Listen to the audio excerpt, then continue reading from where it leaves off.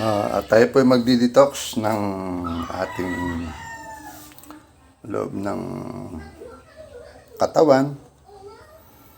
10 kalamansi. Kung may lemon. Social yun, mahal yun. Ito kalamansi, tanim ko lang. At saka isang malaking sibuyas. At saka 5 puso limang ng bawang, limang butil na bawang, isang sibuyas, at 10 kalamansi. Ilalagay natin sa maliit na lalagyan. Napakaganda po ito. Tested ko po ito. Dati po ako nanginginig ako sa gutom once na mga anong oras na, yung mga bandang alas 9.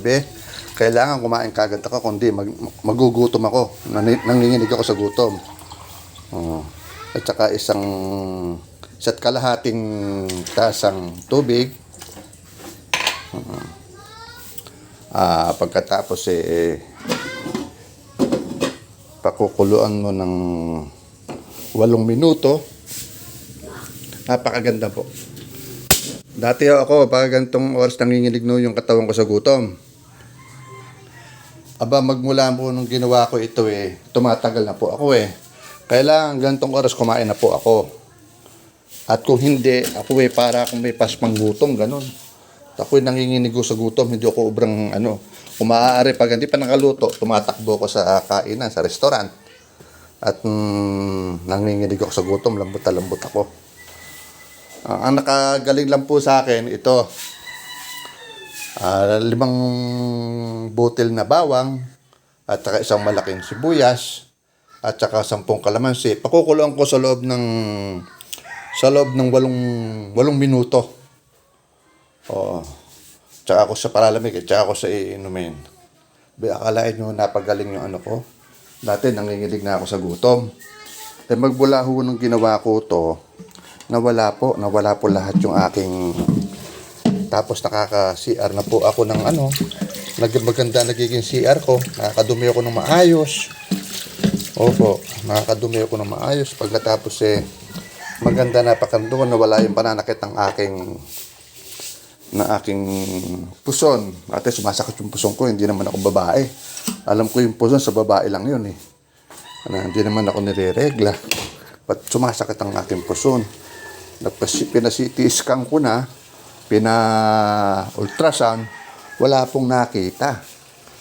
Kaya ang ginagawa ko, nanonood na lang po ako sa YouTube, sa mga ang ginagawa ko, sinusunod ko. Yung totoo lang ang sinusunod ko, meron kasing fake merong hindi Oo. Pero ito, tested po. Nung isang araw, every other day pong every other day ko po ginagawa ito Nung isang araw alauna na po, hindi pa ako nagugutom alauna ng madaling ng hapon.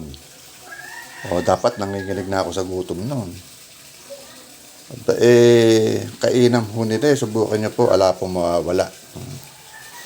Pag kumulo na yan, bilangan mo na siya ng 8 minuto.